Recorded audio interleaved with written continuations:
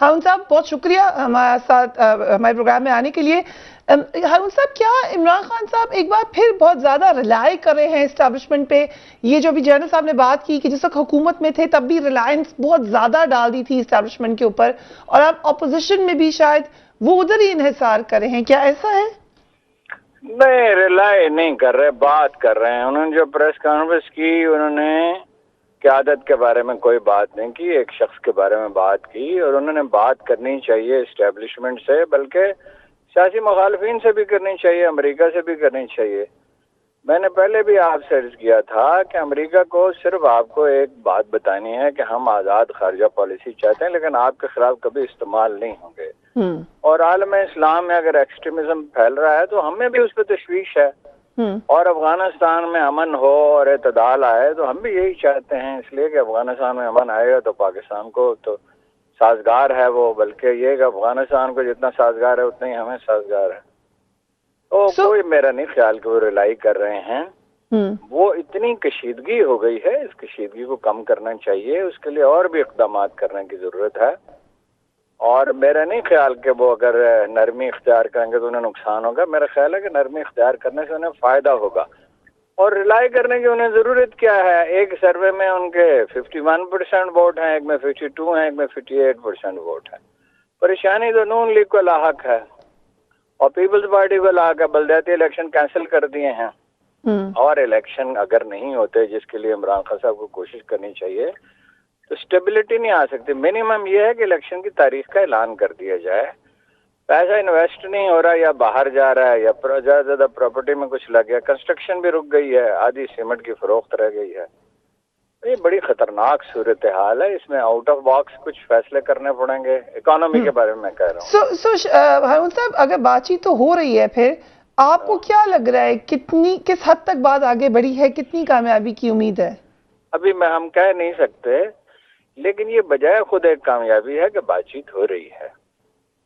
और मुतमईन तो दोनों मेरा ख्याल फरीक अभी नहीं है, लेकिन इसके सिवा कोई रास्ता ही नहीं है। सभी से बात करनी चाहिए।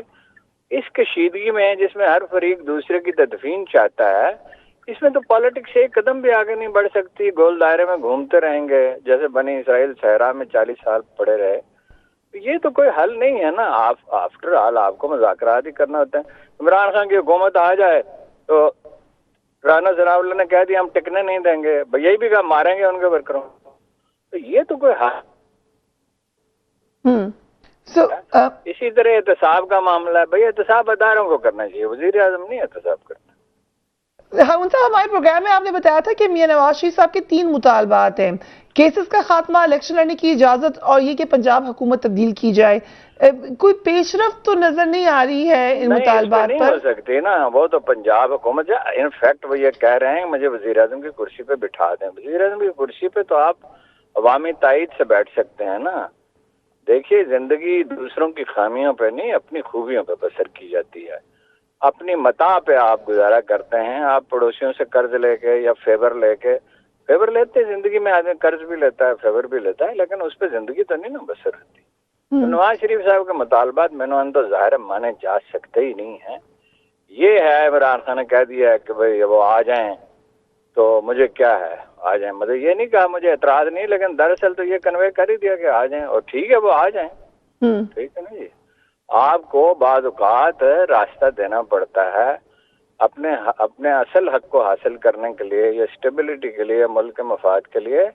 ऐसी बात भी माननी पड़ती है जो उसूलन आप समझते नहीं है। मतलब मुशरिकीन मक्का का क्या हक था कि उन्हें आफियत दी जाती और उन्हें बिल्कुल माफ़ कर दिया जाता, लेकिन ये कि वो तो फौरन ही पता चल गया कि बड़ा अच्छा फैसला है, और उसके नतीजे में ही लोग मुसलमान हुए और पूरा जजीरतुल अरब मुसलमान हो गया। यही सलाहुद्दीन अय्यूबी ने किया था यरूशलेम की फतह के दिन, यही इब्राहिम लिंकन ने किया था। हर दाना आदमी जो है, जब वो ताकतवर होता है तो रहते थे। कायदे-ए-आज़म ने मुज़ाकरात किए, गफ्फार खान से भी करना चाहते थे, बंगालियों से भी किए, इंडिया के मामले में बनकर रवैया बहुत नरम हो गया था।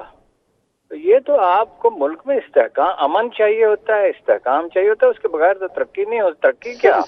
नवंबर की तकर्री के बारे में कोई चीज वाज़ेह हुई है अभी तक हारून साहब? किस चीज के बारे में? नवंबर की तकर्री میں تو اس میں مختلف باتیں سنتا ہوں، لیکن میں آپ کو دو باتیں بتاتا ہوں۔ ایک تو جو چیف ہوتا ہے نا جی، وہ نئی پالیسیاں بناتا ہے جو وہ سمجھتا ہے کہ اب سازگار ہیں۔